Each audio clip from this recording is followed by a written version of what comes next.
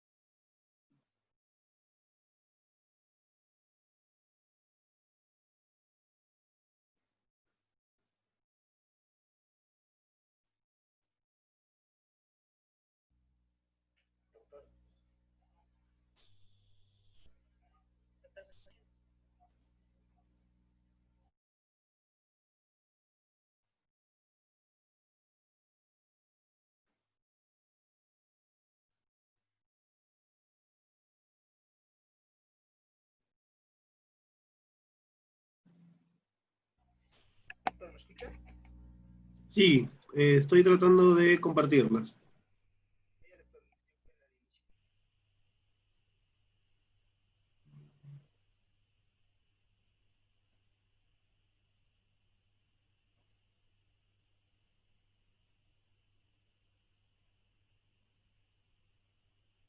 ¿Se pueden ver las diapositivas?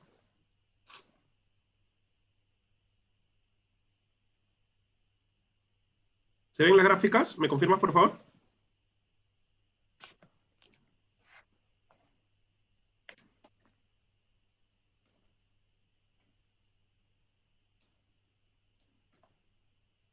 Bien, me parece que ya se están viendo las diapositivas. Bien, buenas noches con todos los presentes. Nuevamente vamos a compartir una sesión el día de hoy. Para mí nuevamente es un gusto estar con ustedes y agradecerle nuevamente a CEFOCAP por la invitación. El día de hoy vamos a abordar uno de los temas más complejos dentro del proceso penal, que es precisamente la prueba, o el ámbito probatorio dentro del proceso penal. Entiendo de que la misma estuvo dividida en dos sesiones, me parece que esta es la segunda sesión, y voy a tratar de abordar la prueba de acuerdo al criterio que considero que es la parte medular y práctica, a su vez, de lo que vendría a ser el proceso, en el sentido de que la prueba tiene un camino o tiene una secuencia durante los actos que se dan a lo largo del proceso. Y estos actos están en relación a las etapas que regula el proceso en sí. Estos actos, pues, son los que dan la trascendencia dentro de lo que en nuestro sistema se conoce como la actividad probatoria. Entonces, para poder entender este primer punto, nosotros vamos a tratar de poder comprender a lo que quiere llegar la norma procesal con respecto a la actividad probatoria. La actividad probatoria, conforme estamos viendo, está regulada en el artículo 155 del Código Procesal Penal, y esta es una de las situaciones previamente que debemos indicar. El actual código, a diferencia del anterior, regula lo que es la prueba. Tiene un capítulo propio de lo que es prueba. En el anterior sistema, en el sistema mixto, en el sistema inquisitivo reformado, el concepto de prueba se encontraba aplicado de manera supletoria en el Código Procesal Civil. Y bueno, y es una situación que hasta el día de hoy, en la norma procesal, aplicamos de manera supletoria el Código Procesal Civil, pero solo ya en ciertas condiciones o en ciertas situaciones. Por ejemplo, justo el día de hoy, en el debate en una audiencia, se habló de la notificación, ¿no? Y para hablar, pues, ¿no?, de la validez de una notificación, con respecto a cómo es la notificación bajo puerta, cómo debe ser el preaviso, teníamos que remitirnos a la norma procesal civil, porque es la que más profundiza ese punto. Pero lo que son actuaciones, digamos, activas ya dentro del proceso, que buscan demostrar una determinada teoría, o que buscan, pues, quebrantar, en el caso de la Fiscalía, la presunción de inocencia, en el caso de la defensa, que buscan un ámbito de atenuación, o que buscan probar una irresponsabilidad, pues tendríamos que actuar definitivamente bases probatorias que sustenten esa teoría. Sobre el particular, pues nosotros vamos a encontrar que la actividad probatoria es el conjunto de actos o mecanismos bajo los cuales se busca construir la prueba dentro del proceso. Y el hablar de construcción probatoria no es otra cosa que llevar los criterios probatorios amplios que existen en doctrina y que también, bueno, ya tienen regulación jurisprudencial en determinados aspectos, pues para poder llegar a actuar lo que el código denomina los medios de prueba. Pero para poder yo actuar medios de prueba, tengo que llegar pues a la etapa estelar del proceso, que es el juzgamiento. Y no siempre, en determinados momentos del proceso, me voy a encontrar frente a situaciones que voy a poder hablar de lo que es una actuación probatoria en sí, propiamente dicho, como una actuación plenaria de prueba. Por ende, hay situaciones procesales que debemos entender dentro de todo el camino de la actividad probatoria, sobre todo con la definición de términos, que es muy importante hoy en día, sobre todo en el manejo de audiencia. Toda prueba tiene un origen, toda prueba va a ingresar al proceso penal de una manera. Y esta admisión probatoria dentro de nuestro sistema, vamos a tener que enfocarla en qué momento la prueba es admitida. Una situación particular es llevar adelante actos de investigación, recabar actos de investigación, que claro, hoy en día en el sistema es responsabilidad del Ministerio Público la dirección de la investigación. No obstante, para los efectos del juzgamiento, donde se va a valorar esa prueba en el sentido de fondo con respecto al caso, la admisión de los medios de prueba en nuestro sistema está orientada a la etapa intermedia, con excepciones, como podría ser un proceso inmediato, es un proceso especial, y ahí pues la admisión del medio de prueba recién se va a dar con anterioridad al juicio, de una manera especial por el mismo juez de juicio. Pero en el proceso común, la regla procesal es que la admisión probatoria se dé en etapa intermedia. Es decir, y claro, y me dirán, pero entonces, ¿para qué hemos llevado una investigación donde se han tomado, por ejemplo, 10 declaraciones a 10 testigos, cuando de repente los 10 testigos no van a hacer prueba para juicio? Y de los 10 de repente solo al final se admite la declaración de 2. Porque precisamente la etapa intermedia, dentro de las características que tiene, es realizar un filtro de control de lo que debe y no debe pasar a juicio. En consecuencia, si al momento de recabar esas 10 declaraciones se advierte de que con 2 declaraciones tendría mayor fuerza probatoria, o bastarían esas 2 declaraciones, porque las 8 restantes serían sobreabundantes, o las 8 restantes serían impertinentes, pues lo que se verá en etapa intermedia por el juez de investigación preparatoria es que solo serán admitidas para ser actuadas 2 declaraciones como medios de prueba.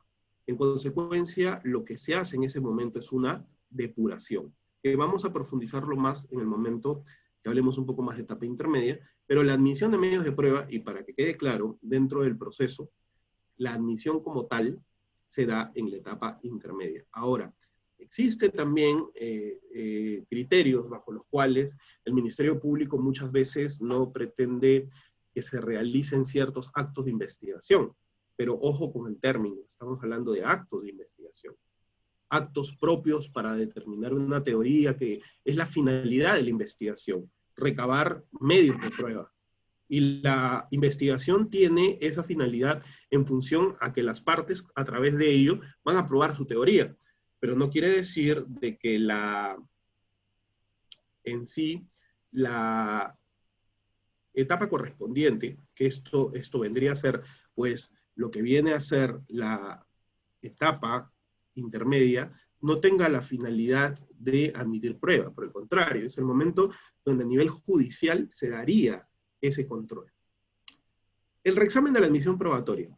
El Código Procesal Penal, y ya en el título preliminar, habla de un principio que hoy en día ya lo tenemos más claro, a diferencia de cuando empieza el sistema, que es la igualdad. Pero la igualdad procesal, que es traducido y conocido por todos como la igualdad de armas. Este principio lo que busca es de que tanto la Fiscalía como la Defensa, como sujetos necesarios e indispensables para llevar una audiencia, es decir, sin la presencia de ellos no podría haber un proceso. No es como la presencia facultativa del actor civil o el tercero civil, que con ellos o sin ellos igual podría haber un proceso. Pero en el caso de la de Fiscalía y la Defensa es lo mínimo para un contradictorio. Entonces, al ser lo mínimo para un contradictorio, existe pues una situación bajo la cual se va a tratar de determinar en ese contexto si el criterio del juez de investigación preparatoria ha sido o no ha sido el correcto, pidiendo un reexamen de lo denegado al inicio del juzgamiento. Esto es una situación excepcional. Se entiende de que lo resuelto por el juez de investigación preparatoria, en uso de su facultad, tendría que quedar consentido frente a él. Pero es importante, pues, ver de que una de las partes que se ve afectada con la denegación de la admisión de un medio de prueba tiene la facultad de poder solicitar el reexamen de la misma, con requisitos y con situaciones especiales, pero tiene esa facultad. Ahora, ¿qué es lo más importante de este primer aspecto y que debemos tener en cuenta para lo largo de la discusión el día de hoy y para, sobre todo para efectos prácticos, qué es lo que sucede en la realidad? El último momento que tiene la defensa para ofrecer medios de prueba para que sean actuados en juzgamiento es al momento de contestar o al momento de que se absuelve el traslado del requerimiento acusatorio. ¿Qué es lo que quiero decir? Que si yo pretendo incorporar medios de prueba posteriormente, no serán admitidos salvo que sea prueba nueva. Y hay muchos errores en la práctica donde se pretende la incorporación de medios de prueba de manera extemporánea. Y esa es una situación muy particular porque existe mucho desconocimiento de la norma. Hay muchos casos donde los imputados llegan a juzgamiento y llegan a juzgamiento pensando que ahí pueden incorporar sus pruebas. Y la norma es muy clara en este sentido. La investigación, y es prácticamente el mismo concepto de la instrucción, con la diferencia de que acá va a dirigir la Fiscalía, tiene la finalidad de recabar toda la base probatoria de la realización del hecho o no realización del hecho. Y también hay ese prejuicio que muchas veces la defensa llega al proceso pretendiendo que una posición pasiva sobre la cual Fiscalía me tiene que probar la responsabilidad y yo espero a que me prueben la responsabilidad, porque si no me la prueban, hay indubio pro reo o no se quebranta la presunción de inocencia. Esa actuación pasiva no es propia del sistema adversarial, porque iría contra lo que cada una de las partes tiene como obligación en el proceso, que es probar una teoría. En consecuencia, lo que busca el sistema es que durante la investigación se pruebe esa teoría. Y que para los efectos de la admisión probatoria yo ya tenga una base de lo que pretendo llevar a juicio. Y sobre este particular, muchas veces, pues, hay imputados que quedan en indefensión, porque no se presentó pues, el material probatorio de manera oportuna. Y la norma en ese sentido sí es preclusiva. No cabría la posibilidad de que pues podría darse situaciones donde se pueden actuar con excepcionalidad por desconocimiento. Se habla hoy en día, y claro, y se ve en muchos casos, criterios de defensa ineficaz o situaciones bajo las cuales el abogado puso en indefensión al imputado. Y el imputado, claro, dirá, ¿yo qué culpa tengo que mi abogado no sabía? O yo qué culpa tengo de que mi abogado no lo haya presentado de manera oportuna. Eso me tendría que perjudicar. Esos criterios, por ejemplo, en ese extremo, pues aún no han sido quizás trabajados en el sentido de que al imputado se le pueda dar una valoración distinta en esos contextos. Pero sí, el juez, al advertir una situación de indefensión, sí tiene la facultad de garantizarle el derecho de defensa al imputado y en determinadas situaciones excluir a la defensa. Así como también poner en conocimiento al fiscal superior coordinador, pues la actuación del Ministerio Público cuando también genere una indefensión hacia la sociedad. Bajo esta óptica, pues también es importante señalar de que hace poco una casación se declaró la nulidad de una sentencia y se retrotrajo precisamente el proceso hasta el momento en el cual se corrió traslado de un requerimiento acusatorio. Y aquí sí hubieron aspectos de indefensión, hubieron aspectos de arbitrariedad, de afectación al debido proceso, pero también no es sobre la base de que la defensa se olvidó, pues, ¿no?, de sustentar lo que vendría a ser, pues, la absolución y en consecuencia, pues, presentar los medios de prueba pertinentes. Y no estamos hablando de que son situaciones bajo las cuales habrían habido vicios procesales. Bajo ese contexto que venimos conversando, entonces, ¿cuál es la importancia de lo que vendría a ser la prueba como definición genérica dentro del proceso penal? Y para empezar, como habíamos indicado, tenemos un capítulo de prueba, tenemos un capítulo que regula lo que es la prueba. Y al tener un capítulo que regula la prueba, las bases probatorias y lo que es prueba para nuestro sistema queda claro. Si la base de nuestro sistema es el contradictorio, en consecuencia, todo acto de investigación que pretenda la introducción de un medio de prueba va a ser sometida a contradictorio. Si la Fiscalía pretende tomar la declaración del testigo A, ¿la defensa puede también participar en la declaración del testigo A? Efectivamente. Inclusive, vamos a ver la importancia de lo que viene a ser el ámbito probatorio cuando en determinadas situaciones la base de una determinada teoría se da sobre la existencia o el pretender incorporar un acto de investigación. Por ejemplo, hace poco se me pide cesación de prisión preventiva, donde la imputación era de que 4 personas habrían agredido a un peatón y le habían sustraído sus pertenencias. La teoría de la defensa es que ambos, tanto el agraviado como los 4 imputados, tenían una rivalidad por ser hinchas de distintos equipos de fútbol. Esa es la teoría de la defensa. Y bajo ese contexto pretenden una cesación de prisión preventiva con una ampliación de declaración del agraviado. Entonces, el agraviado va y se rectifica en su declaración brindada a nivel inicial y solo indica de que fue víctima de golpes, más no de la sustracción de sus bienes. Muy bien.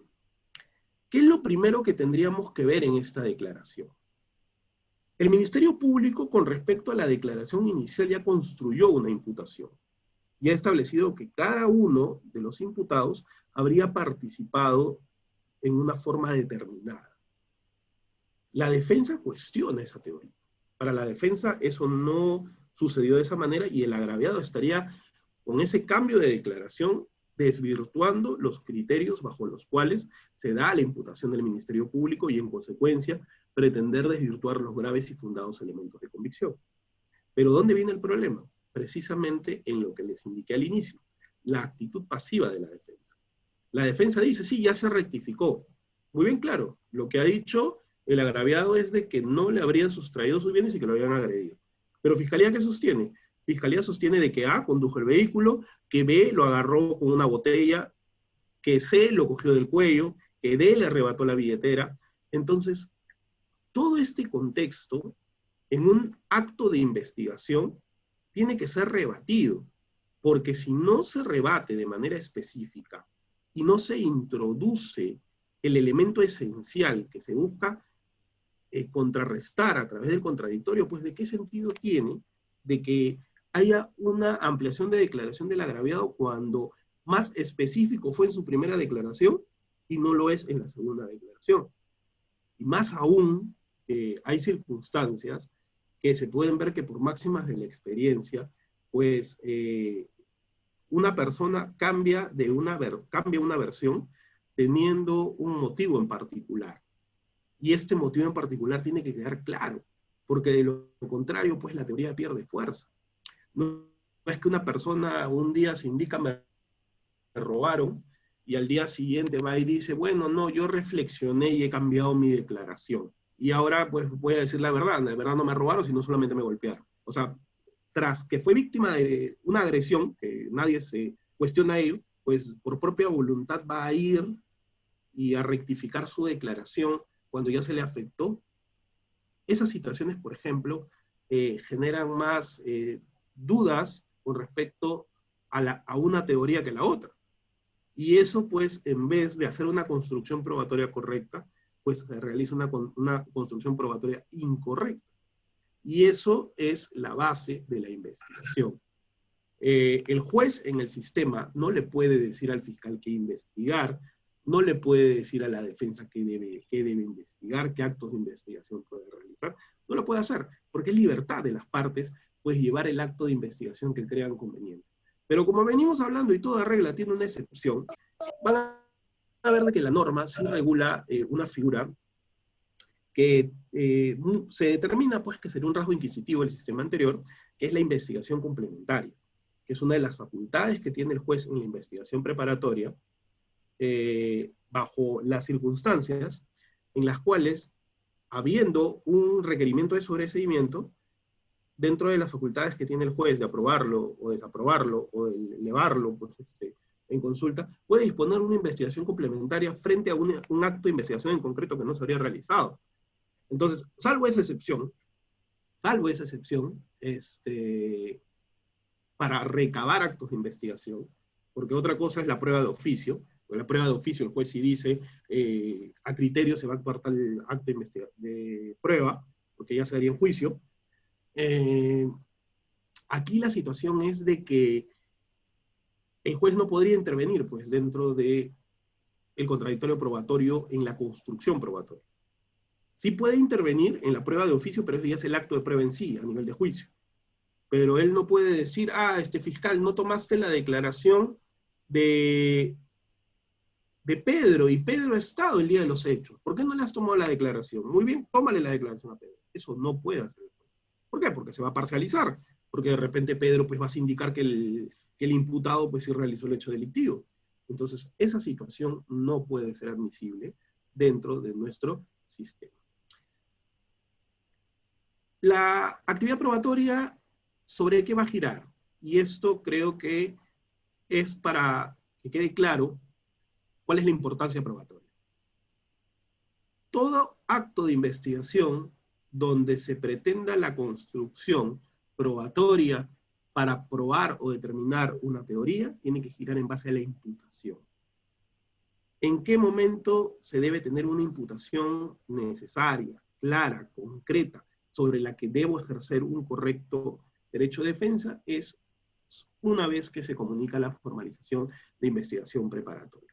Pero ¿qué pasa con los actos iniciales de investigación? Porque también es una cuestión que hoy en día tiene una discusión muy fuerte. Y claro, cuando se da un nivel de sospecha inicial, se debe hacer una calificación y se debe atribuir cierta actuación frente a un hecho a efectos de recabar elementos iniciales. Pero estos elementos iniciales, salvo los casos de complejidad, pues deben ser urgentes, necesarios, inmediatos. Distinto, como estoy indicando, en los casos de complejidad. ¿Y qué sucede entonces cuando la defensa considera que la imputación no es suficiente?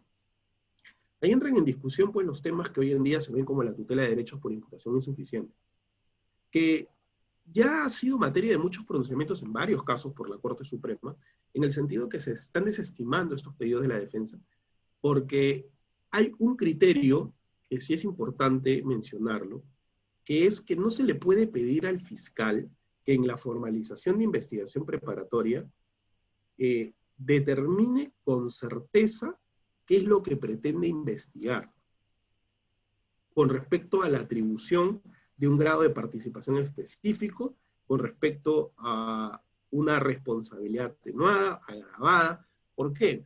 Porque se establece pues que la investigación precisamente sirve para determinar esas circunstancias.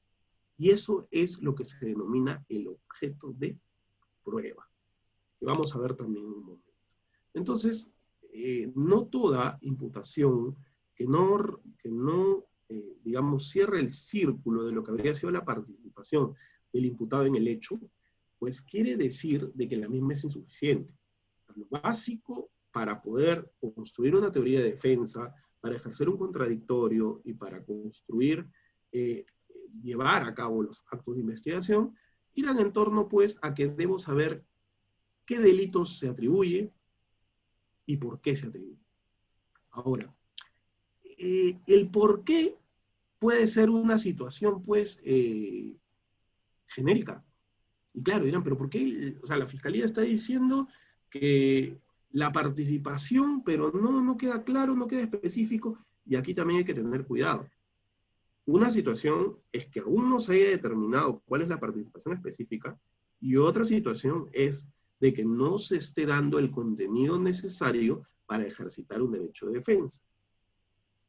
Por ejemplo, se investiga a una persona por falsificación de documento y no se indica cuál sería el documento que habría falsificado. Entonces, ¿cómo puede construir una tesis de defensa si no sabe qué es lo que se le atribuye que había falsificado? Ahora, puede ser que se indique falsificó un testimonio y otros documentos relacionados con el testimonio. Y claro, la defensa acaba de decir, no hay imputación suficiente porque no se me dice cuáles son estos documentos relacionados al testimonio. Y claro, aquí entra la lógica que les había indicado. Aún no se puede exigir a Fiscalía que indique cuáles son esos otros documentos, porque precisamente la investigación le va a determinar qué derivó o cuáles son los antecedentes de falsificación en función a ese testimonio. Entonces, hay que tener cuidado con la interpretación que le podemos dar a la imputación en función a lo que yo debo probar. Y obviamente, pues, dentro del ámbito de litigación oral está el adelantarse al criterio de la contraparte. Uno tiene que leer o tener una lectura probatoria de lo que la otra parte pretende demostrar o determinar. Y eso también es importante. Y es también ahí donde yo digo, pues, de que no debe haber una actuación pasiva de la defensa. Porque si la defensa no plantea una estrategia probatoria, no plantea cómo contrarrestar quizás indicios que se vienen recabando, pues no va a probar su teoría. Y esto no quiere decir de que tiene que haber una situación bajo la cual la defensa pues tiene que ser un obstáculo para la labor de investigación. Eso no puede ser leído de esa manera. Una situación es actuar de mala fe, pues haciendo pedidos maliciosos, dilatorios, y obstaculizando pues la averiguación de la verdad, como sería el caso pues, ¿no? Y donde se han visto situaciones donde se trata de amedrentar a un testigo, o se trata que el testigo declare falsamente, y otra situación es de que pues se actúe y se recabe lo que determinaría una determinada posición. Ahora, hay circunstancias y en muchos casos, en muchos requerimientos de prisión preventiva, donde el Ministerio Público pretende indicar que hay peligro de obstaculización porque el imputado no quiso declarar, o porque a criterio de la Fiscalía, con los demás elementos de convicción, ha declarado de manera falsa. Y hay muchos requerimientos de prisión preventiva donde dicen hay peligro de obstaculización porque el investigado no está declarando con la verdad, porque el investigado guardó silencio, en consecuencia no quiere colaborar con la investigación. Ese criterio es un criterio totalmente inquisitivo, retrógrado y que no guarda relación alguna con lo que es una obstaculización. Al imputado no se le puede exigir que se autoincrimine, no se le puede exigir que ayude en su labor al Ministerio Público, ni mucho menos pues de que facilite la labor persecutoria que le corresponde al fiscal. Es decisión del imputado querer confesar o no querer confesar, querer colaborar o no querer colaborar. Es una posición de parte de lo que le corresponde dentro de su derecho de defensa. Entonces, en consecuencia, con respecto a una declaración de un investigado, no forma parte de lo que vendría a ser un acto de investigación o medio de prueba, porque la declaración del imputado, y esto es muy importante, es un medio de defensa. Es el momento en el cual él ejerce los descargos de la imputación, es el momento en el cual él va a defenderse. Lo que es un medio de prueba, o que puede ser construcción probatoria, es la confesión, siempre y cuando se lleve de acuerdo a lo que establece la norma. Pero no se le puede exigir al imputado, pues, de que ayude al fiscal a la construcción de su imputación. Eso no podría hacerse. Y eso también es importante decir. Las pretensiones en el derecho penal y el derecho a probar. El derecho a probar forma parte de lo que es el derecho de defensa y forma parte de lo que es la igualdad en el proceso. Nuestro sistema, como sistema acusatorio adversarial, lo que busca precisamente es que haya una confusión de dos posiciones. Ahora, ¿qué pasa cuando no hay dos posiciones y solo hay una posición? Pues básicamente una de las partes está allanando esa posición. Y eso podría ser una situación bajo la cual se opte, como en el caso de una sentencia anticipada, y cuando la norma no lo permita, poder llegar a una atenuación de pena. Pero existen situaciones que tienen un contrasentido, por ejemplo, con esto. Porque cuando una de las partes se allana a la actividad probatoria, lo que genera es la simplificación de la misma.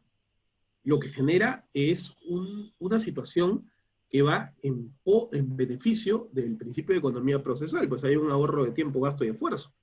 Entonces, hay una aceptación y lo que la confesión pues se corroboraría con elementos periféricos, ya determinarían pues que el allanamiento de la teoría del caso, por ejemplo, en el Ministerio Público, implica pues de que no haya que llevar un esfuerzo procesal innecesario. Pero en este caso el legislador ha establecido ciertas prohibiciones en algunos delitos donde no puede haber sentencia anticipada. Y también, en consecuencia, no podrán haber beneficios con respecto a una sentencia anticipada. Entonces, muchas veces hay casos donde podrían concluir con anterioridad, pero la norma no les da ningún beneficio. Entonces, el imputado, pues, prefiere ir por una atenuación a nivel de juzgamiento y se generan juicios que no deberían generarse. Porque precisamente, pues, el legislador quitó ciertos beneficios en determinados delitos. Y esto es una situación particular. Hay delitos que se sancionan con cadena perpetua, y eso es verdad. Entonces, estos delitos no podrían tener un beneficio de simplificación o lo que se conoce como derecho procesal premial, es decir, una reducción. Pero imagínense el no tener o el tener que llevar determinados juicios cuando ya hay una aceptación en el cargo, en los cargos, y es una situación pues que denotaría pues de que en algunos casos hay una afectación patrimonial al Estado de manera innecesaria. Quizás en su momento pues se tendrían que advertir esas circunstancias para ver de qué manera podría mejorar esto y que también se pueda dar la conclusión de procesos cuando la actividad probatoria ya sería pues insuficiente y no se ha ido a proceso inmediato porque era inicialmente un proceso complejo y la norma no lo permitía, ¿no? Las pretensiones como inferencia de la hipótesis de las partes. Cada una de las partes está en el proceso por algo. y está en el proceso por algo porque quieren probar algo. Su vinculación en el mismo no es porque simplemente quieren acompañar a las partes, sino porque tienen una finalidad en el proceso. Cada una de las partes, dentro de su actuación, pues tienen una obligación, tienen un deber y también tienen derechos dentro del proceso. Entonces, cada uno parte con una hipótesis. Claro que hay hipótesis que a nivel probatorio son impertinentes o que no van hacia ningún lado. Una de las cuestiones, por ejemplo, y que se ha podido haber escuchado de repente también en Ayacucho, es de que hay casos donde se imputa un delito contra la libertad sexual y la hipótesis de la defensa es de que, y tal, y como se ha visto en los medios de comunicación en algunos casos, la hipótesis de la defensa es, hubo pues una aceptación de las relaciones sexuales entre el imputado y la agraviada porque la agraviada le gustaba mucho salir a fiestas. Esa es la hipótesis de la defensa. Entonces, esa hipótesis de que le gustaba mucho la vida nocturna, de que le gustaba salir mucho a las fiestas, pues tiene relación con una teoría en función a poder determinar una atenuación o una absolución, y vamos a ver efectivamente que no. Entonces no se puede lanzar una teoría pues que resulta impertinente para el beneficio del imputado, porque eso no le va a atenuar ni la pena ni lo va a absolver. Ahora, decir de que la víctima consintió y que no estuvo en estado de inconsciencia y que el consentimiento fue válido, pues es otra cosa. Eso sí es una teoría que puede ser probada en el proceso y determinarse pues que efectivamente hubo un consentimiento válido y expreso. Pero decir pues no, cuestiones que no son de trascendencia probatoria, pues al final generan de que entre en discusión ciertas situaciones donde pues una de las partes pretende probar una teoría llena de prejuicios, y eso no podría ser. Y no podría ser más allá de que si la forma de pensar del fiscal, de la defensa, es correcta o no es correcta, sino porque para el proceso no va a servir. O sea, no va a servir. O sea, es una circunstancia que en definitiva no va a contribuir para la correcta actividad probatoria. Las pruebas de cargo y de descargo. Acá nosotros partimos de algo, y esto es algo que habrán escuchado mucho, ¿no? Con respecto a la defensa de la legalidad. ¿Y quién es el defensor de la legalidad? Según lo establecido en su propia ley orgánica y según lo que vemos en la actuación de día a día, el Ministerio Público. Entonces, el Ministerio Público, como defensor de la legalidad, tiene la obligación de recabar pruebas de cargo y pruebas de descargo. Si el Ministerio Público advierte una prueba de descargo, pues no la puede poner debajo de la mesa y decir aquí no hay nada, porque no estaría actuando con objetividad. Y esto genera de que el Ministerio Público tenga que investigar lo favorable y tenga que investigar lo desfavorable. En esa situación, la Fiscalía en nuestro sistema no solo va a investigar lo favorable para su teoría, sino investiga dos aspectos.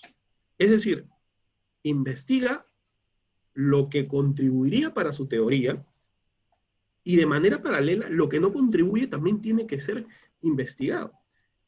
Eso es parte de nuestro sistema acusatorio adversarial. Mientras que la defensa va a investigar lo que afectaría el derecho de su patrocinado y pondría el acto de investigación para que sea recabado, vamos a ver que no. Entonces, y ustedes dirán, pero entonces, ¿por qué en nuestro sistema se presenta esta situación? ¿Por qué en nuestro sistema la Fiscalía tiene que investigar tanto lo favorable y lo desfavorable? Porque la base, dentro del rol del Ministerio Público, como director de la investigación, como defensor de la legalidad, pues es que tiene que actuar dentro de la investigación en defensa de la sociedad. Y el Ministerio Público no podría pretender una sanción a una persona que advierte dentro de los actos que ha recabado, pues no tendría indicios de responsabilidad o no habría indicios de realización del delito. Entonces, miren lo importante de nuestro sistema acusatorio, que es distinto pues a un sistema acusatorio puro, bajo el cual cada una de las partes, acusador, acusado, cada uno define su rol que tiene en el proceso. Y claro, la obligación es de poner las pruebas a disposición de la otra parte, pero no investigar también a lo que la otra parte le va a favorecer. Pero en nuestro sistema pues hay esa particularidad. Y esto pues es lo que es el rol del Ministerio Público en relación a la prueba de descargo, ¿no? Es importante pues que podamos entender todos que en el día a día la Fiscalía no solo se aboca a una labor de determinar la responsabilidad de una persona frente a la realización de un hecho delictivo, sino el rol del Ministerio Público va más allá de ello.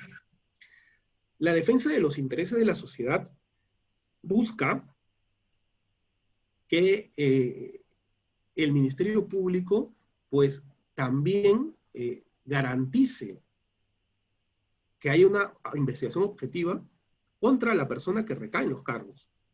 No olvidar que también es parte de la sociedad, y no olvidar pues que el Ministerio Público, dentro de este deber de legalidad, pues no podría realizar actos contrarios a lo que vendría a ser la buena fe procesal, ni tampoco contrarios pues a lo que viene a ser, en este caso y de manera concreta, el derecho a probar.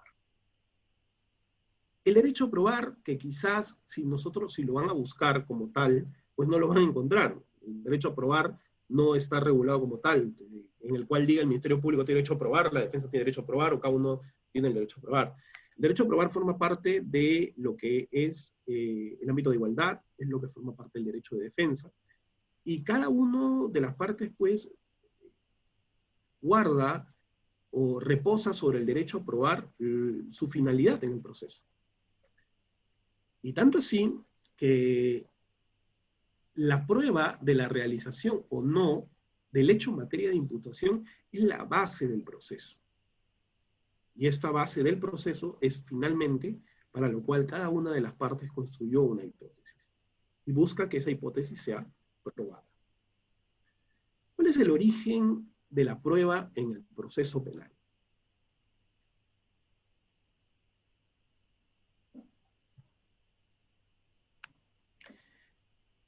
Todo caso a nivel penal, y esto es importante porque cuando nosotros vemos todo el ámbito de prueba y queremos llegar ya a juicio y queremos pues no interrogar, contrainterrogar, olvidamos a veces situaciones muy elementales, como en qué momento se origina la prueba.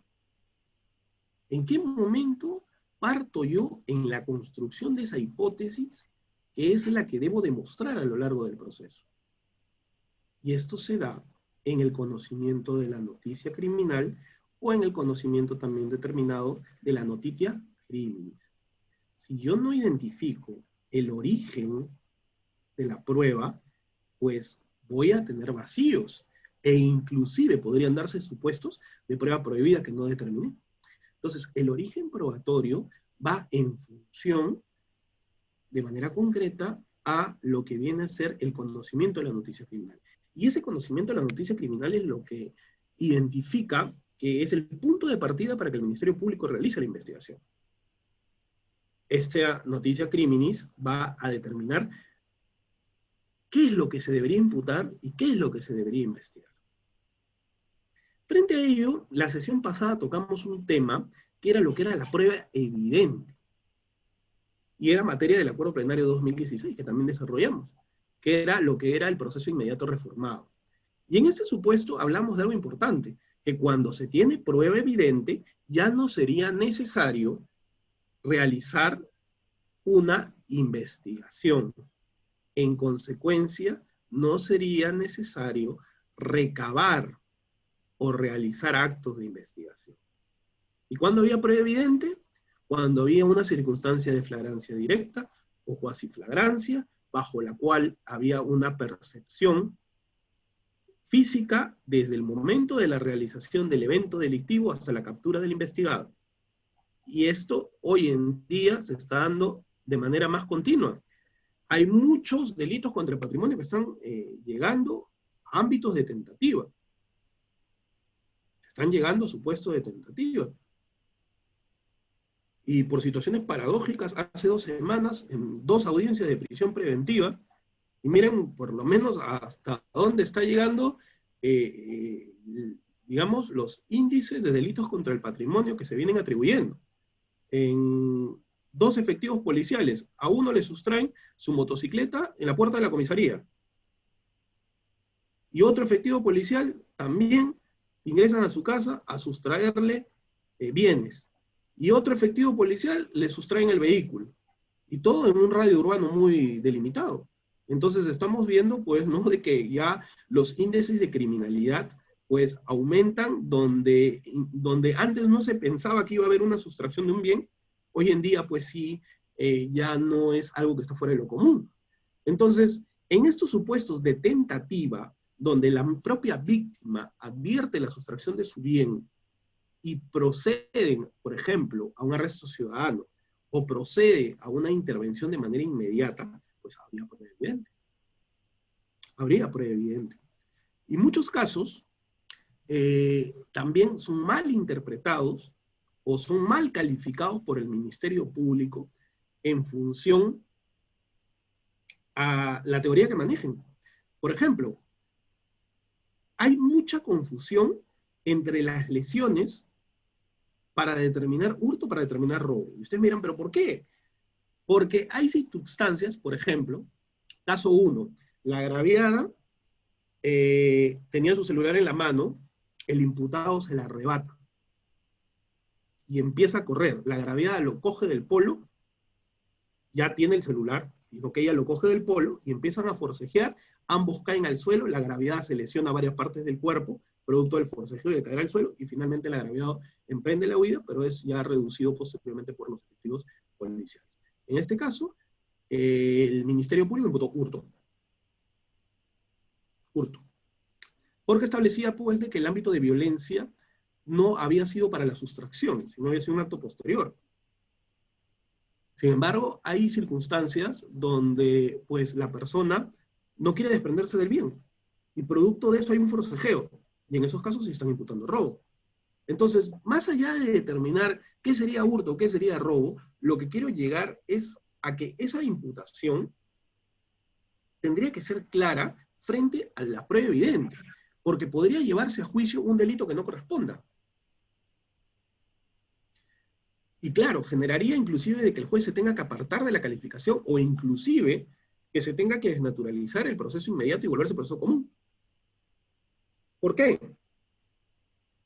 Porque tendrían que investigarse ciertos actos.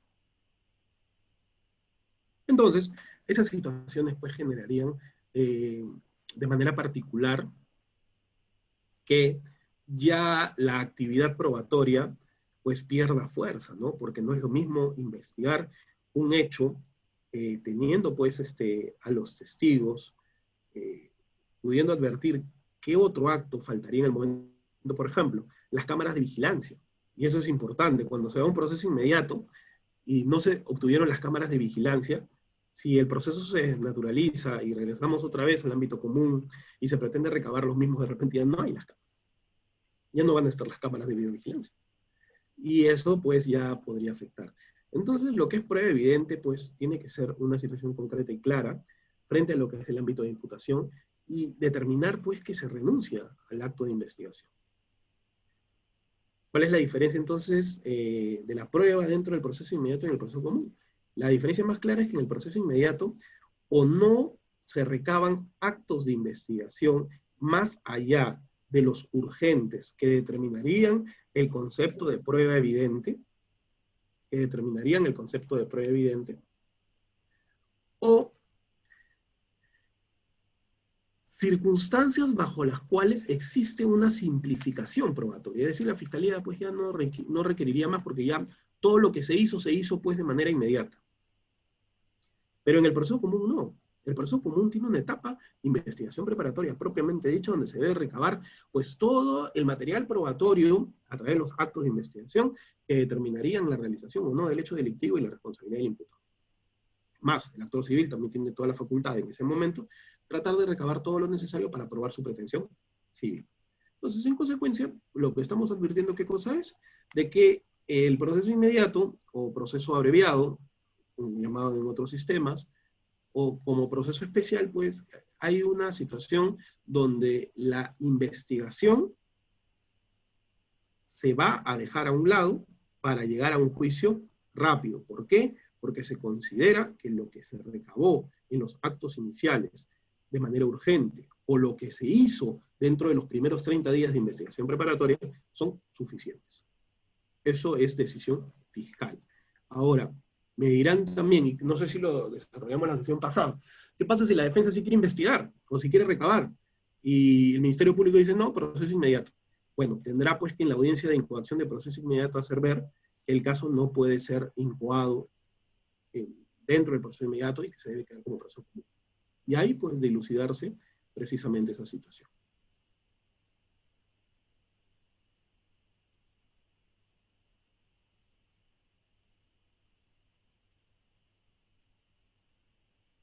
Veamos, pues, circunstancias dentro del ámbito probatorio, que de la doctrina vamos a ir a la norma, es decir, a lo que nos regularía el código y a lo que sería, pues, la actividad probatoria en sí. Primer concepto, lo que es fuente de prueba.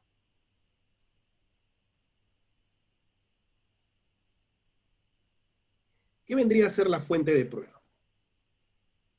La fuente de prueba, para nuestro sistema, es el origen del medio de prueba. O sea, ¿cuál es la importancia de la fuente de prueba en nuestro sistema? La fuente de prueba lo que determina es cuál viene a ser el origen o de dónde nace el ámbito probatorio. ¿Esto por qué es importante? Porque si nosotros no tenemos un origen determinado, en qué momento o en qué forma, pues, se da lo que viene a ser la circunstancia en la cual se da toda la construcción dentro de la actividad probatoria, es porque no es determinado el origen mismo de la prueba. Y el origen de la prueba tiene este aspecto trascendental en función a que van a haber circunstancias dentro del conocimiento de la noticia criminal de donde va a partir toda la actividad probatoria. Y acá como ejemplo se pone el cuerpo del imputado. Ejemplo, un registro personal. Arrebató el celular. Muy bien. Hay una sindicación, pero ¿cuál sería la prueba evidente? Lo que buscamos dentro de la simplificación probatoria. El celular. ¿Y dónde se le encuentra el celular? Escondido en el cuerpo. ¿Cuál es el acto urgente que se está realizando? Acta de registro personal. Y en consecuencia deriva a una incautación. Esta acta de registro personal que deriva en una incautación genera pues de que para este caso en concreto lo que se busca es determinar el origen probatorio. Todos los casos tienen que tener un origen probatorio. Todos los casos tendrían que tener una columna vertebral a nivel probatorio que determine, pues, qué es lo que se investigaría y qué es lo que se pretendería probar. Ese es el origen probatorio y sobre lo cual es necesario determinar en todos los casos, para manejar una teoría, para manejar precisamente un ámbito de hipótesis en función a lo que yo pretendo probar, es determinar cuál es mi fuente de prueba. Sin mi fuente de prueba, yo no voy a poder recabar medios de prueba, no voy a poder actuar una prueba concreta en juicio, porque no voy a saber qué voy a investigar. Tanto responsabilidad de la Fiscalía como la defensa de determinar la fuente de prueba, porque de la fuente de prueba deriva toda la actividad probatoria.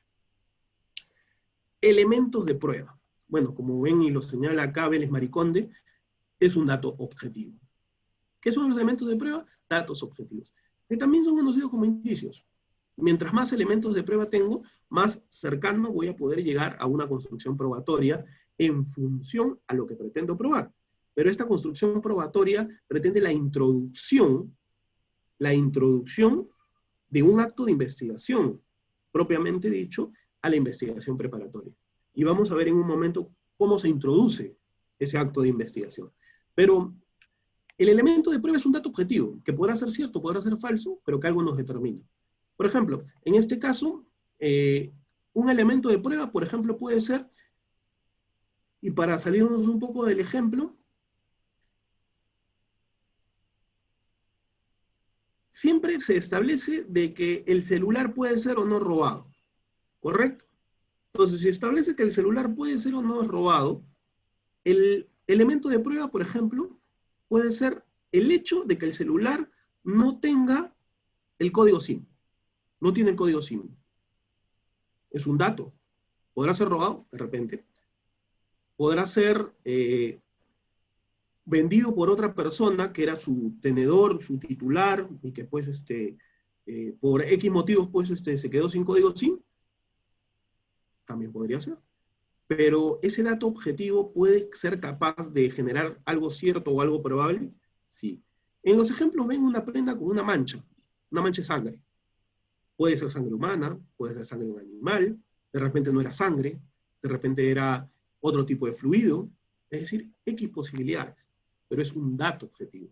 Y estos datos objetivos dentro del proceso, lo que deben ser son corroborados. Y esta corroboración va en función a lo que se pretende construir.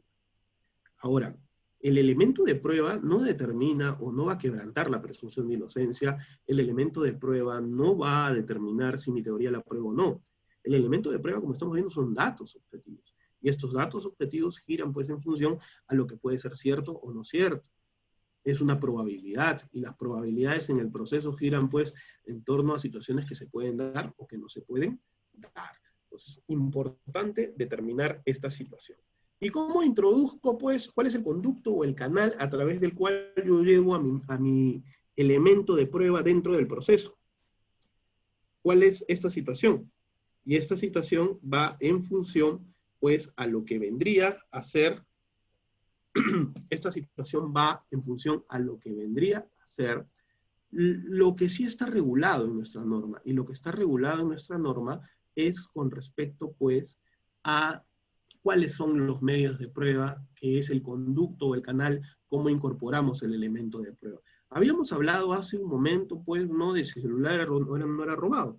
Entonces, ¿qué es lo que se va a hacer? Pues se tiene que hacer una pericia, o se hará una pericia. En el caso de la mancha de sangre, será una pericia también biológica. Ese acto bajo el cual pretendo corroborar ese elemento es el medio de prueba.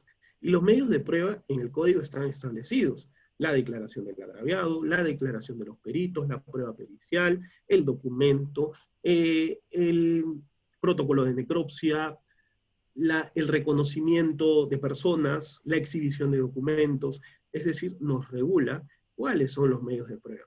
Y en relación al imputado que hablábamos hace un momento, es la confesión.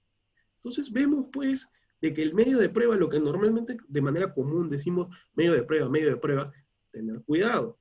Por ejemplo, en una audiencia de prisión preventiva, no pueden haber medios de prueba si la misma es requerida conjuntamente con la comunicación de formalización de investigación preparatoria.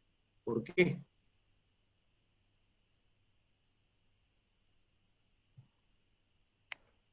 Porque en la misma aún no se ha llevado la actuación o no se ha recabado pues actividad probatoria alguna. Entonces, no se ha recabado actividad probatoria alguna que permita la incorporación del elemento de prueba dentro de la investigación. Entonces, en consecuencia, no podría haber medio de prueba. Y lo que determina la norma es que en esos casos hay elementos de confesión. Ojo ahí, en una audiencia de prisión preventiva no hay construcción probatoria. En una audiencia de prisión preventiva o audiencias interlocutorias dentro de la investigación, no puede haber medio de prueba que determine, pues, responsabilidad o no responsabilidad. Hay estas situaciones o estos malos hábitos procesales que se habla de responsabilidad o no responsabilidad en determinadas audiencias. Por ejemplo, una audiencia de improcedencia de acción, que se diga, pues, no, el imputado no es responsable. Eso no es materia de una improcedencia de acción. En una prisión preventiva igual. El juez no va a determinar si es culpable o inocente. Y eso pues muchas veces desinforma, muchas veces genera criterios cerrados, porque no se puede llevar a debate circunstancias probatorias que no corresponden. El generar convicción no es lo mismo que generar certeza. La certeza solo me lo genera la actuación de la prueba. La convicción me lo generan diversos elementos de prueba. Diversos elementos de prueba me podrían generar convicción. Por ejemplo, hay una prenda manchada de sangre. Dato objetivo, elemento de prueba. Pero esa prenda de vestir manchada de sangre lo concatenamos con una herida con arma blanca en uno de los brazos de la agraviada. ¿Me podría generar convicción que esa sangre sea producto de ese corte? Sí, porque está el corte. Pero si yo veo el reconocimiento médico legal y no veo que no hay ninguna lesión, ¿podré yo establecer de que esa sangre podría ser de la gravedad? No me generaría convicción. No me generaría convicción. Entonces,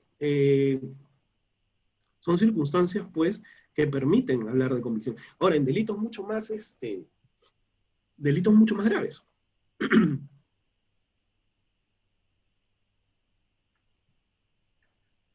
Violación sexual de menor.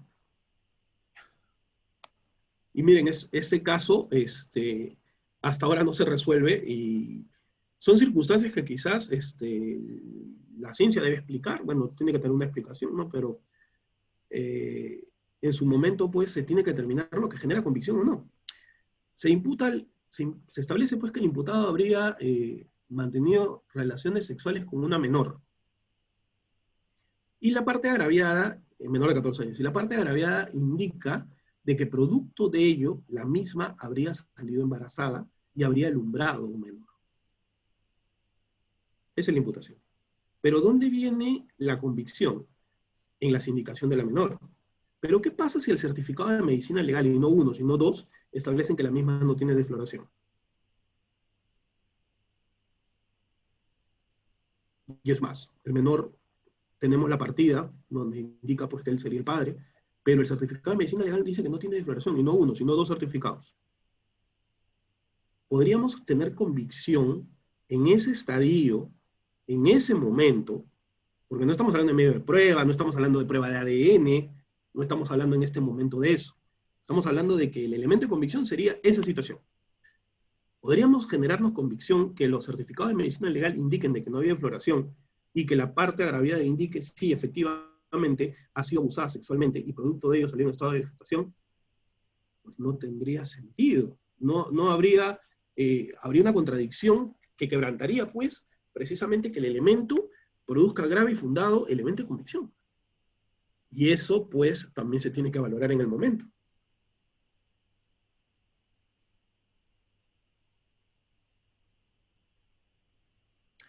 ¿Qué se debe probar en el proceso penal? ¿Cuáles son los objetos de prueba? Como pueden ver en la lámina, son objetos de prueba para el proceso penal, en primer término, la imputación. Luego, la punibilidad, la determinación de la pena, la determinación de las medidas de seguridad, la responsabilidad civil derivada del delito. Son objetos de prueba, es decir, qué es lo que se debe probar. Pero surge pues también dentro de que en el proceso hay circunstancias donde las partes dan por ciertos determinados hechos, y esto se conoce como hechos no controvertidos. Hay circunstancias que no generan controversia. Por ejemplo, el imputado reconoce que estuvo en el lugar de los hechos. Lo que no reconoce es haber realizado la conducta, pero acepta estar en el lugar de los hechos. En consecuencia, se tendrán que llevar testigos, se tendrán que exhibir documentos o realizar alguna actuación probatoria que determine de que el imputado estuvo en el lugar de los hechos. No, porque no es un hecho controvertido. No genera controversia. Esto es lo que se conoce como la posibilidad de que las partes lleguen a convenciones probatorias.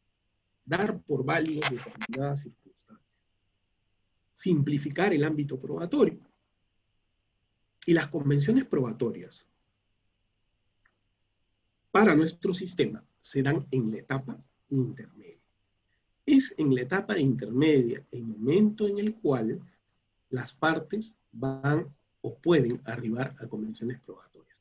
No les voy a hablar ya del sistema anterior, pero en el sistema anterior, con el decreto legislativo 1206, pues, estableció que sí se podían llegar a convenciones probatorias, pero en la audiencia de presentación de cargos, que ya estamos hablando de procesos en liquidación. Entonces, dentro de la etapa intermedia, como filtro, como tal, las partes pueden arribar a convenciones probatorias. Ahora, el juez no está vinculado a esta convención, el juez se puede desvincular de la misma, puede desaprobar esa convención, claro que tendrá que motivar su decisión, pero lo que las partes acuerden no necesariamente lo vincula al juez. Y eso es una situación que es parte de la valoración que le tendría que dar el juzgador dentro de su competencia a determinados actos. Entonces, la convención probatoria es aquella circunstancia bajo la cual las partes dan como cierto un hecho. Dan como probado un hecho, y bajo ese contexto, pues, en definitiva, van a establecer de que ya no sea necesario probar esa circunstancia. Pero puede ser para el juez que esa convención afectaría el normal desarrollo del juicio, y ahí se puede apartar. Porque hay circunstancias que se podrían dar como probadas, pero que es necesario que sean actuadas. Y eso es la diferencia en ese sentido. La función probatoria en las etapas del proceso. Y esto, digamos que es el tema o la parte central del día de hoy. Cada etapa tiene una naturaleza probatoria distinta. Cada etapa tiene una situación particular sobre la que se debe ejercer la actividad probatoria.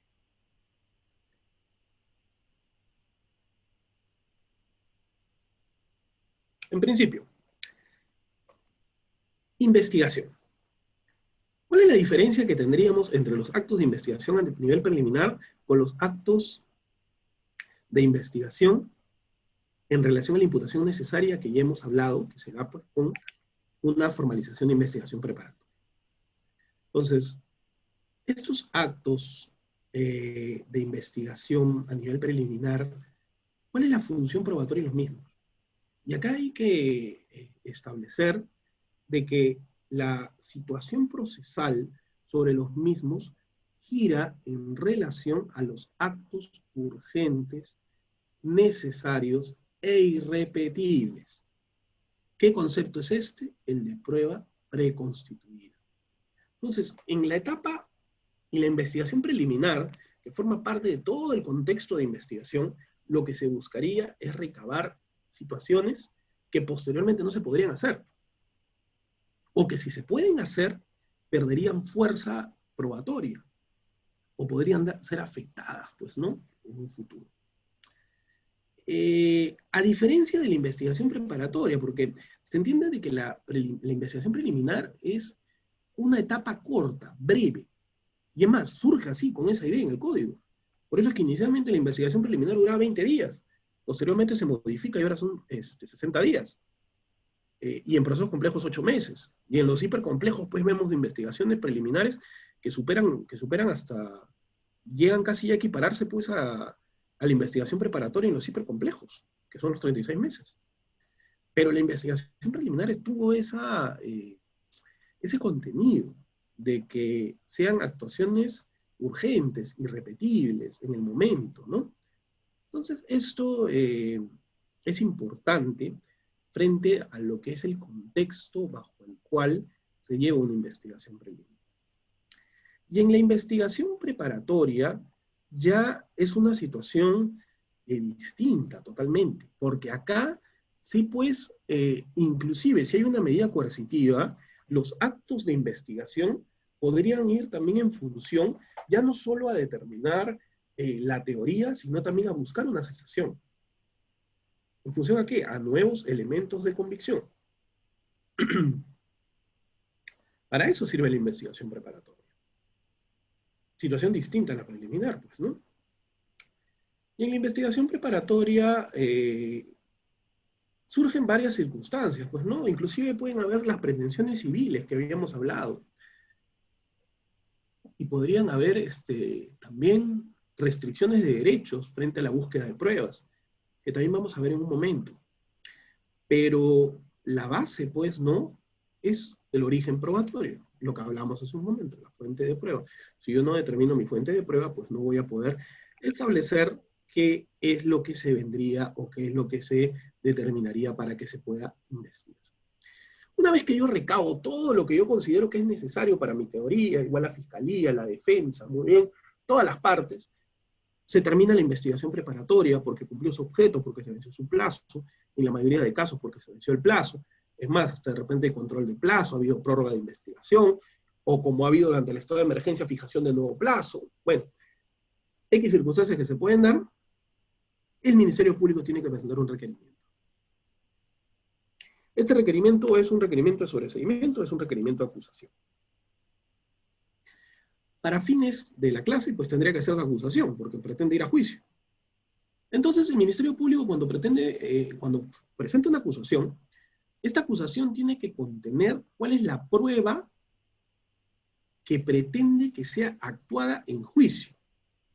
Y esto no es otra cosa que qué medios de prueba pretende llevar a juicio para que sean actuados.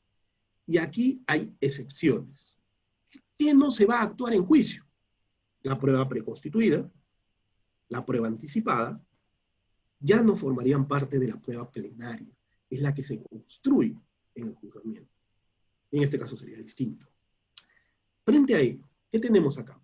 Tenemos que en la etapa intermedia, la función del juez de investigación preparatoria es hacer un control sobre la misma. Y este control es preparar el juicio. Es decir, lo que hace el juez de investigación preparatoria es preparar el juicio para que posteriormente el juzgado unipersonal o colegiado lleve adelante el mismo. Y en esta preparación, lo que se hace es determinar qué se va a actuar y qué no se va a actuar en juicio.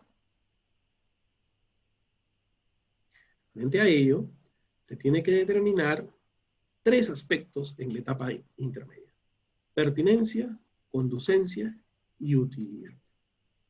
Todo medio de prueba, para que sea admitido a juicio, tiene que ser pertinente, conducente y útil. De no cumplir ello, pues se determinará que el mismo es sobreabundante, impertinente e inútil para los fines de la investigación.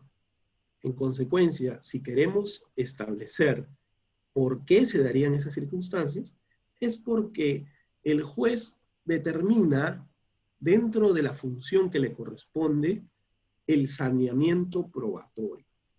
Y estos son los caminos de la prueba, acuérdense: ofrecer, admitir, actuar, valorar. Aquí se realiza la admisión. Y esto es importante entenderlo, porque muchas veces se confunde en qué momento se actúa la prueba en el proceso penal, en qué momento se admite y en qué momento se ofrece. El ofrecimiento es parte de la construcción, es lo que nosotros hacemos durante la actividad probatoria en la investigación. Yo pido o propongo como acto de investigación al Ministerio Público tomar tal declaración, exhibir tal documento, que se oficie y se recabe, la visualización de las cámaras de seguridad, es decir, X posibilidades. Pero eso con una finalidad, pues, ¿no? Poder construir mi actividad probatoria y poder realizarla para que yo, al momento de la etapa intermedia, pueda determinar la pertinencia, conducencia y utilidad. Finalmente, juzgamiento. Actuar la prueba. En juicio, a lo que se ve es que la prueba plenaria se da en la actuación de la misma. Puedo haber yo recabado el testimonio. Yo ya sé qué va a decir ese testigo. Pero de nada me va a servir si el testigo no lo declara en juicio. Salvo excepciones, donde, por ejemplo, pues, el testigo es inubicable. Ahí se leerá su declaración anterior. Pero la construcción probatoria implica que la actuación de la prueba se dé en juicio. Y esto es importante, porque es en el juicio donde finalmente se va a valorar también la prueba. Es el último camino, el último momento a nivel probatorio donde va a terminar desde que se originó la prueba, desde el conocimiento de la noticia criminal, hasta el llegar, pues, a este momento de la prueba plenaria.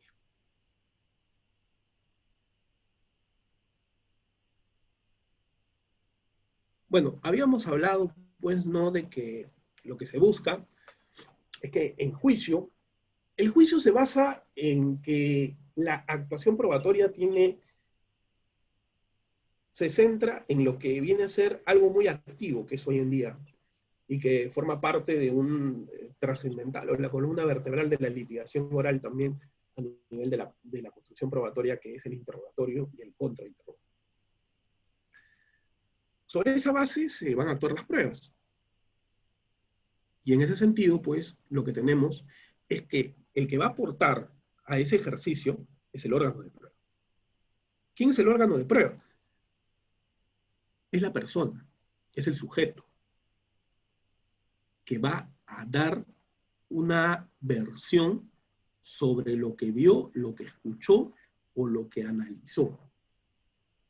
De ahí se determina si es testigo experto, si es testigo referencial, si es testigo presencial. Eso se va a entender. Pero el órgano de prueba es precisamente la representación viva de la actuación de la prueba. Importante bajo ese criterio.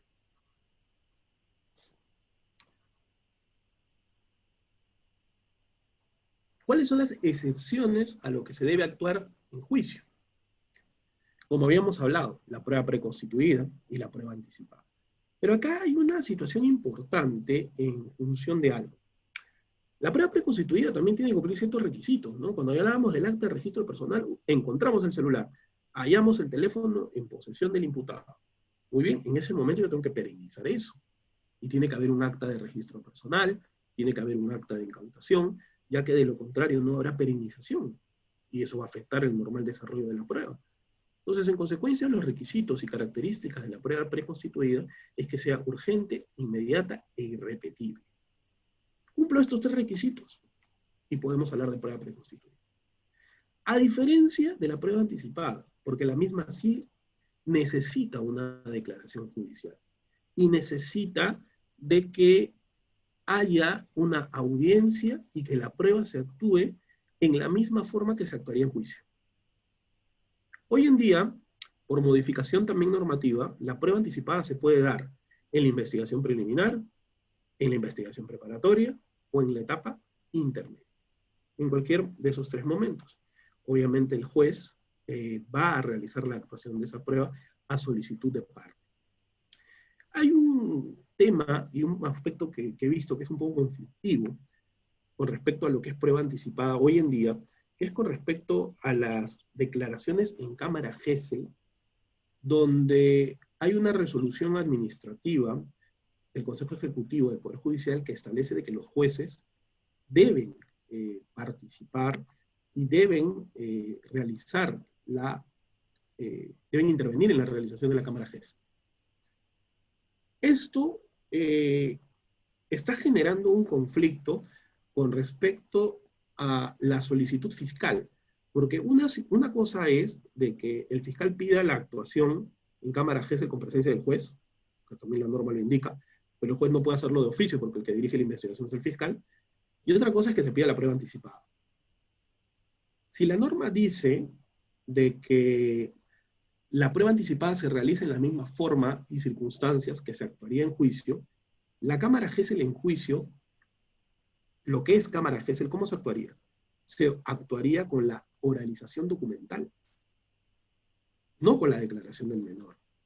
Porque precisamente lo que se busca en cámara Gesell es que ese documento donde está transcrita la declaración o el disco donde está perennizada el video o la grabación, pues se actúen de una manera distinta a un órgano de prueba.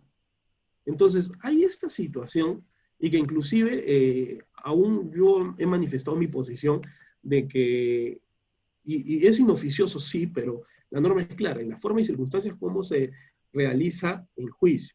Entonces, el juez no podría participar en la declaración en cámara Gesell y en ese mismo acto decir, muy bien, y esto es prueba anticipada. Porque no sería la forma y circunstancias como se llevaría en juicio. y la norma lo indica, salvo interpretación en contrario. Y es un tema interesante, porque en principio el que debería dirigir el acto de investigación es el fiscal. Pero existe esta situación particular. Prueba prohibida, uno de los conceptos que más se habla hoy en día y de los que más complejidad hay a nivel probatorio.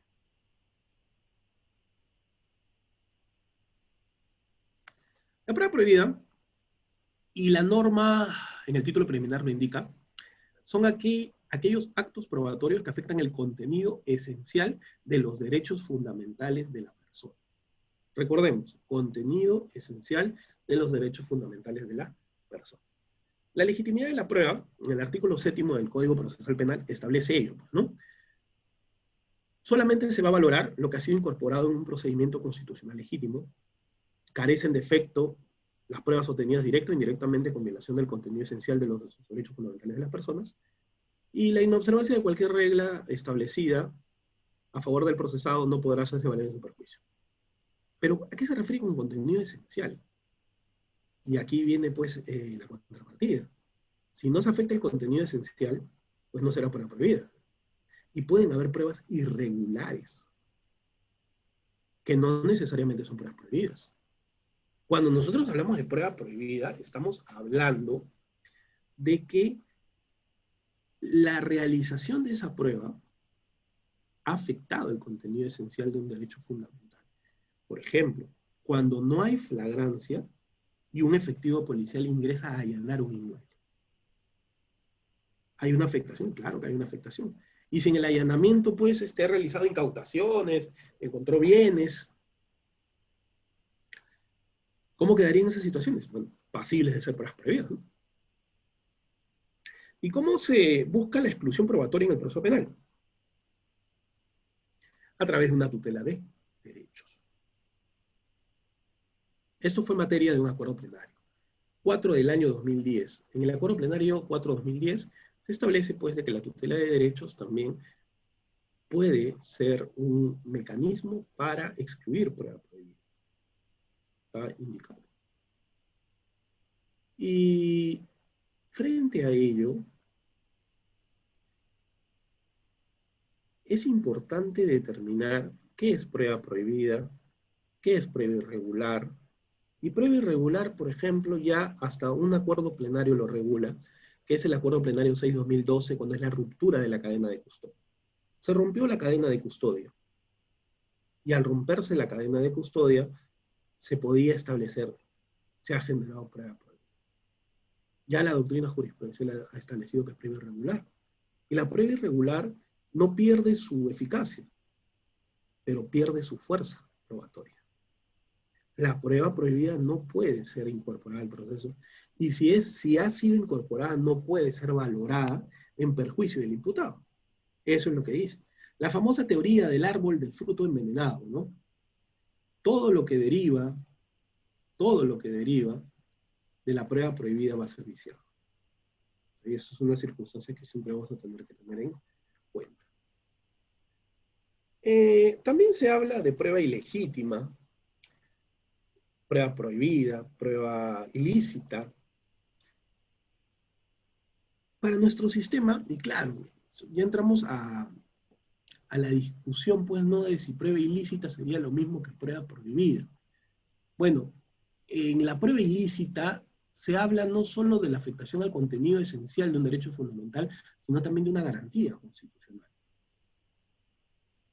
Pero en nuestro sistema el título preliminar es claro, ¿no? Nos habla de la afectación del contenido esencial. Y del contenido esencial, pues ya tendríamos que interpretar si el contenido esencial puede derivarse, pues, por ejemplo, de una afectación al derecho de defensa. Y en nuestro sistema eso no va a ser permisible, porque queda bien claro, contenido esencial de un derecho fundamental. Por ejemplo, la libertad, ¿puede ser afectada en el proceso penal? Sí. La libertad de domicilio, ¿puede ser afectada? La inviolabilidad de domicilio, sí, con un allanamiento. Entonces, hay excepciones. Pero claro, si no hay una orden judicial o no se da el procedimiento, como dice, constitucionalmente establecido o normativo para la realización del mismo, pues vamos a encontrar de que de por sí hay una afectación.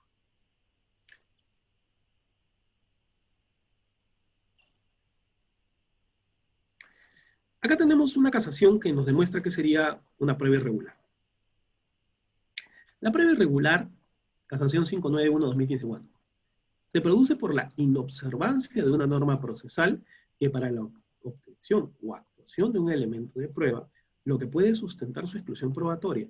No obstante, la exclusión de los elementos de prueba derivados de una prueba irregular se sustenta tal y como se establece en el artículo 159 del Código Procesal Penal, en la vulneración del contenido esencial del derecho fundamental.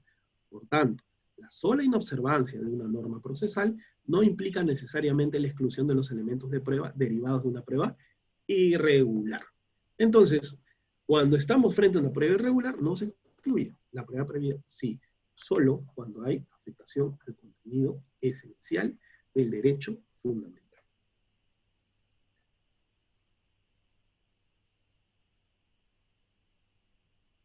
Bien, vamos a la última parte. Búsqueda de pruebas y restricción de derechos. Esta es una situación, ese es un capítulo que es muy importante que tenga una regulación propia y que no sea materia de interpretación o que tengamos que ir a normas supletorias, ¿no? Porque la búsqueda de pruebas y restricción de derechos es una cuestión excepcional. Y como tal, tiene que ser aplicada de manera proporcional. No solo ello, también tiene que ser razonable y tiene que ser idónea para los fines de la investigación. En consecuencia, es una excepción a la regla. No es parte del sistema restringir derechos para buscar ámbito probatorio. No, es una excepción. Y más, la norma en el artículo 202 lo dice de manera clara, ¿no? Cuando resulte indispensable restringir un derecho fundamental para los fines de esclarecimiento del proceso. Es decir, no todas las personas van a ser allanadas. A no todas las personas se les va a hacer una interceptación telefónica. No todos los investigados se les va a levantar el secreto bancario, se les va a levantar la reserva tributaria. A no todos se les va a realizar extracciones de fluidos o tejidos. Son situaciones excepcionales que obviamente requieren un control judicial previo o posterior, que será previo cuando no haya flagrancia y será posterior cuando haya flagrancia.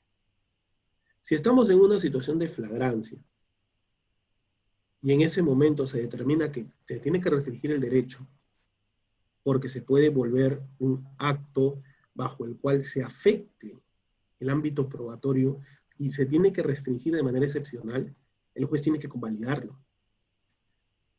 Y cuando se pide, por ejemplo, una detención preliminar, también con allanamiento, de cerraje, pues bajo este contexto, pues se tiene que haber una autorización de parte del juez. No puede ser que inmediatamente, pues porque existiría pues la creencia, pues se realice dicho acto. No. Y la norma es clara en esto.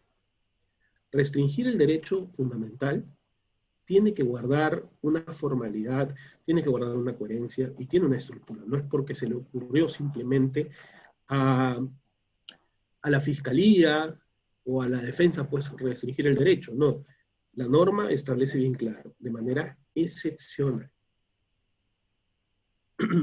Y los presupuestos en concreto son dos. Uno, la proporcionalidad. Y el análisis de proporcionalidad acá es la base de la restricción. Si no se establece que era necesaria, idónea y proporcional en sentido estricto, pues la medida es arbitraria, abusiva, desproporcionada. Y obviamente, ¿por qué se va a restringir el derecho? ¿Por qué se va a limitar el mismo? Si no se justifica o no se establece, pues vamos a encontrar una situación bajo la cual carecería de sentido afectar un derecho fundamental con fines de investigación. Se debe pues aclarar en función a ello. Bien, estoy seguro que han surgido muchas, o van a surgir muchas preguntas, por eso he reservado también un tiempo prudente para poder absolver, si no son todas, la gran mayoría de las preguntas. He tratado de hacer de la manera más concreta y sencilla todo lo que es la actividad probatoria dentro del proceso penal. Claro, de que hay temas que no los hemos tocado quizás a profundidad, pero por la misma naturaleza de determinados temas, como por ejemplo prueba prohibida, podríamos hablar una clase entera, o inclusive de búsqueda de pruebas y restricción de derechos, así como de tutela de derechos. Entonces, voy a sí ser, y voy a explayarme un poco más con las preguntas que puedan tener frente a las dudas que me hagan llegar. Entonces, vamos a hacer lo siguiente, son las 7:34, vamos a hacer una pausa de 5 minutos para que puedan enviar sus preguntas, y voy a pasar a absolver las mismas. ¿Bien?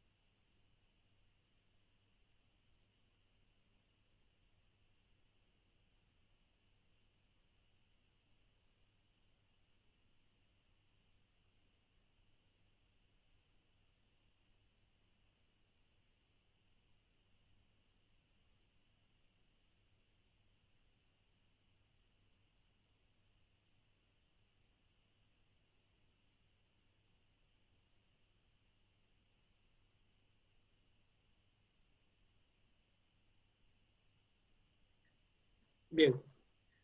¿Se escucha para retomar?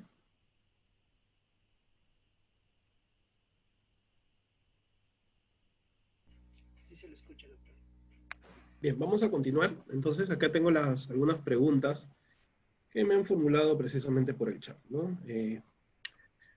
A ver, en los casos de cámara G se les prueba prohibida si el fiscal realizó la entrevista a la menor con el equipo profesional y luego lo hizo nuevamente como prueba anticipada. A ver, la prueba prohibida es aquella que afecta el contenido esencial de un derecho fundamental. Entonces, primero tendríamos que determinar por qué el fiscal tomó dos cámaras Gesell, ¿no?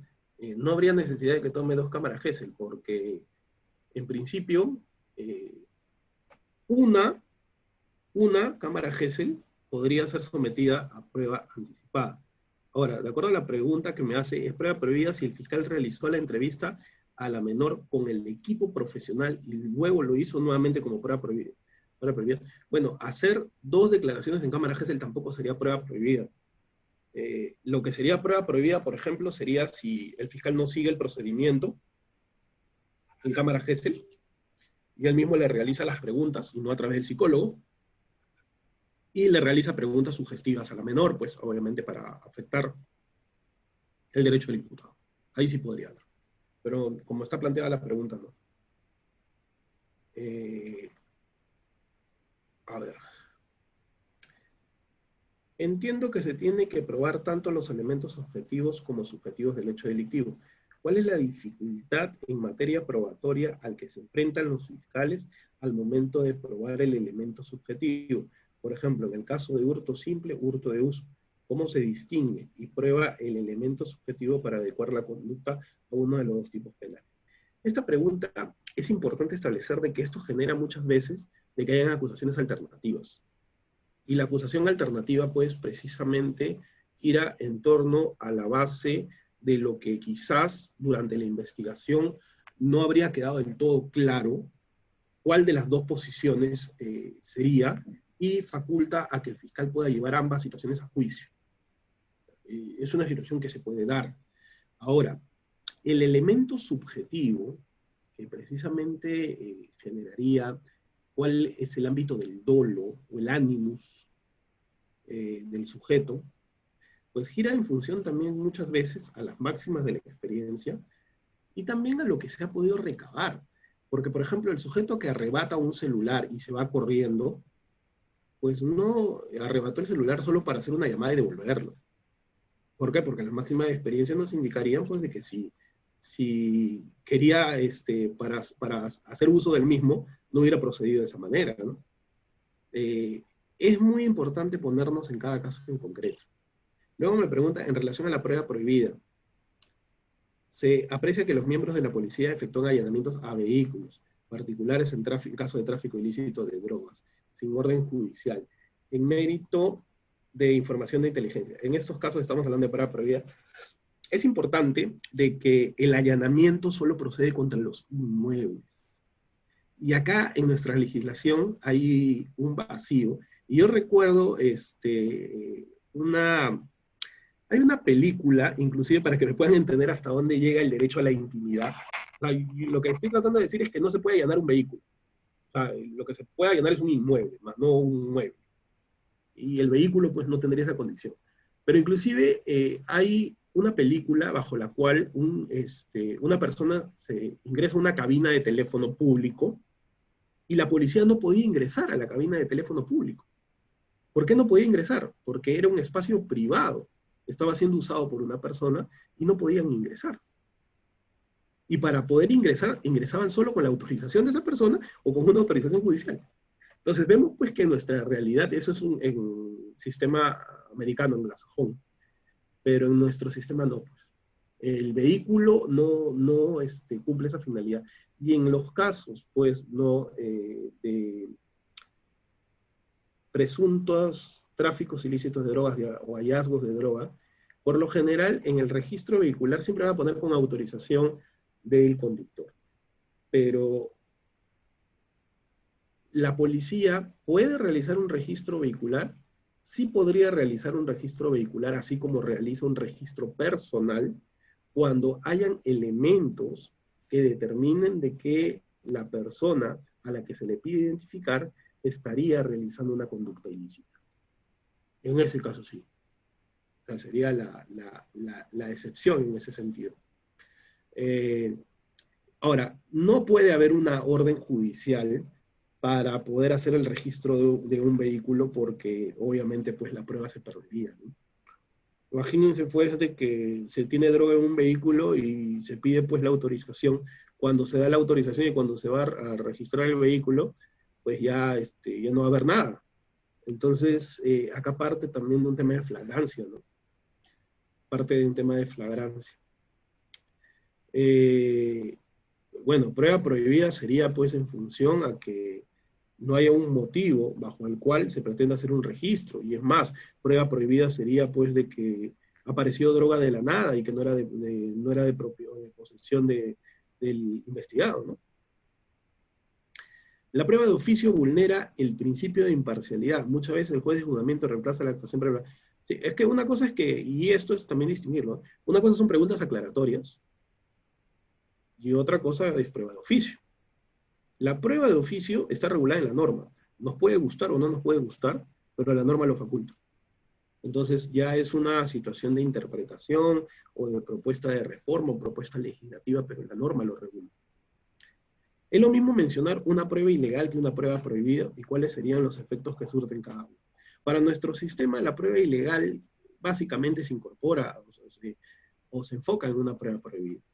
O sea, no vamos a encontrar acá una distinción de prueba ilegal con prueba prohibida.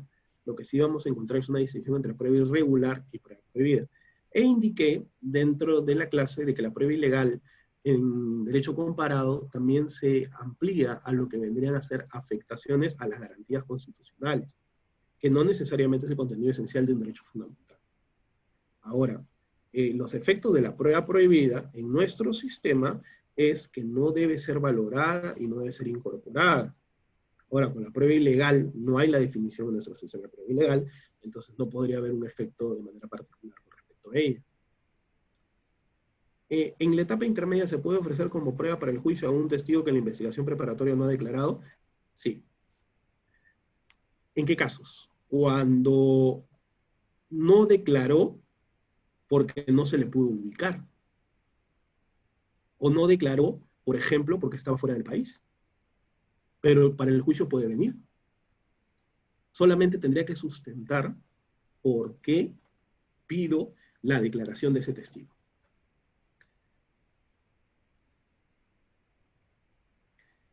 En un caso sobre delito de lesiones, el fiscal presentó como medio de prueba el certificado médico de la agraviada, donde incluye la incapacidad médico-legal, la misma que fue admitida y ahora ya fue actuada en juicio a través de la declaración pericial del médico que realizó la prueba. Sin embargo, también existe el certificado médico-legal del acusado, en donde también hay incapacidad médico-legal que no fue presentado por el fiscal como medio de prueba. Como defensa busco una causa de justificación de legítima defensa presentada como prueba de oficio, la declaración testimonial del perito que realizó el certificado médico legal y así acreditar que la agraviada también lesionó al acusado. No tuve la otra oportunidad de presentar la prueba porque recién asumí el juicio oral. ¿Usted cree que el juez me la admita como prueba de oficio la declaración del perito, hizo el certificado médico del acusado de alguna manera? Bueno, más que todo la pregunta es si yo creo, ¿no? Y yo puedo creer muchas cosas que de repente el juez de juicio no las puede creer, ¿no? Acá lo importante es que cuando el juez da una prueba de oficio es porque considera de que hay un vacío que tiene que llenar. Cuando no hay ese vacío, se entiende de que no va a pedir la prueba de oficio. ¿Y esto por qué? Porque cuando el juez advierte ese vacío, tiene que suplirlo. Pero cuando no lo advierte, pues no lo va a suplir. Ahora, si hablamos de un tema de legítima defensa, de repente el juez lo que quiere determinar es si hubo o no hubo la lesión, no si hubo legítima defensa. Y eso sí es importante, salvo de que dentro de la teoría se le haga ver al juez la posibilidad de que había una legítima defensa. Y ante esa ausencia el juez lo pueda solicitar, ¿no? Pero también hablamos de que la prueba de oficio es algo excepcional. Y al ser algo excepcional, pues no es una regla, no siempre se va a dar. Bueno, he contestado todas las preguntas que me han formulado, quizás unas más profundas que otras. Bueno, acá hay una, con esa vamos a terminar. ¿Se puede incorporar medios probatorios de manera extemporánea aplicando un criterio de ponderación entre el principio de preclusión versus el derecho a la verdad y el derecho a una defensa eficaz? Aquí, acá ahí son dos puntos. Uno, principio de preclusión versus el derecho a la verdad. Lo que sucede es que el derecho a la verdad generaría de que el juez tome posición de una de las partes. Acuérdense de que para el sistema adversarial, cada uno maneja una teoría, y esa teoría es su verdad, es lo que ellos consideran, es lo que creen que ha sucedido. Y si el juez dice, no, vamos en función de la verdad, pero cada uno tiene una verdad, entonces no podría darse, se parcializaría, y afectaría pues el proceso, definitivamente, porque la norma es preclusiva y es clara en ese sentido. Es como que diga, bueno, se pasó el plazo de la apelación, pero en función al derecho a la verdad concedamos la apelación. No podría darse. Defensa eficaz. Acá la situación cambia. Y yo creo que podrían haber criterios que sí podrían en un futuro valorarse en determinadas circunstancias donde la defensa técnica colocó en indefensión al imputado. En esas circunstancias, sí, pues, definitivamente no tendría por qué afectarse a alguien por un tema de negligencia profesional o desconocimiento profesional, más bien determinarlo así. Pero claro, tendría que haber un ámbito de responsabilidad también. Y eso pasa por realizar una actuación profesional de algo que se desconoce. Y eso pasa. Y hay que hablarlo y decirlo de manera concreta.